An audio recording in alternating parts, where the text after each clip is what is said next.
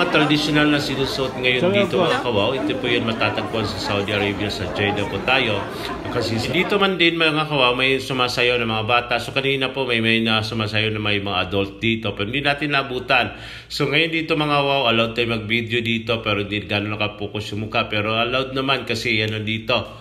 Ayan, Saudi, ayan, Founding Day. Nagsiselebrate sila dito. Bibigay sila ng 5 days dito, yung mga pagkain na nandito sa Saudi Arabia. Yung bira natin matitikman. So, dito mga kawa, ito yung nagsiselebrate sila ng Founding Day. Ayan po yung mga traditional na sinusuot nila dito, mga kababaihan, na nandito sa Saudi Arabia po ngayon mga kawa. So, dito po, allowed tayo mag-video ngayon kasi nandito po yan. Ayan, sa event center ng Lulu Hypermarket mga kawa. Ayan yung mga pinapakita nila, yung mga paninda, yung mga unang gamit ng mga dito, mga sa Saudi guys.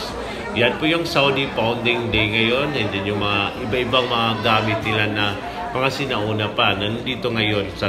Ayan, pinopromote din nila dito. So ngayon mga kawaw, malaya tayo makapag-video kasi malaya din sila ngayon kasi Saudi National Day. Happy Saudi Founding Day. Ayan, dito yan matatagpuan sa Saudi.